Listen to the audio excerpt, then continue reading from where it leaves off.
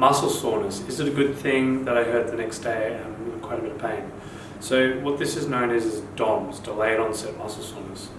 So the best way to explain it to people is this is your baseline. Let's say it's 5 sets per body part, and we go to 6 sets. The difference between 5 and 6, if we were to do it mathematically, is about 20% difference. Same with load. If you go from 100 kilos to 120 kilos, there's a 20% difference. So DOMS normally occurs when the muscles, there's a micro tear in the muscle, but it normally happens because there's too much volume increased in the body.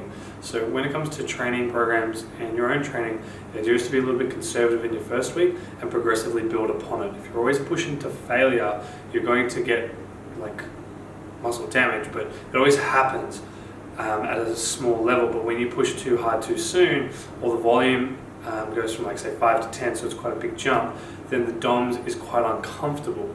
Now this is always happening when we push ourselves, but the idea is that we want to push at small increments rather than going from here to here. So that's one of the big factors why DOMS, or you physically feel this discomfort all over and it's quite unbearable to move. So if you are feeling extremely sore, it just means that session that you did before, maybe you did push a little bit too hard. So the way that we like to do this is steady increments, increasing in load. So if you did 50 kilos today, next week you're going to do 52.5 kilos.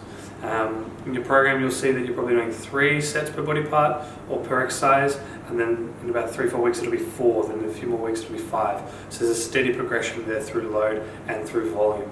If you make big jumps, then this is where DOMS will occur.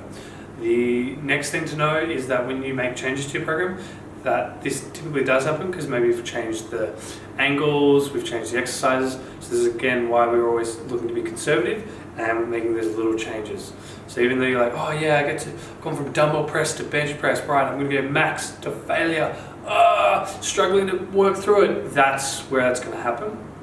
Maybe if you're on bench press, you're right, I'm going to have 3 reps left in the tank, so you set yourself up, do 5 or 6 reps or whatever you've got the target for, make sure you feel you can do an extra 2 or 3, rack it. So that first week is all about working that form, but still challenging yourself, so you will feel a little bit of soreness, but it's not unbearable. Enjoy.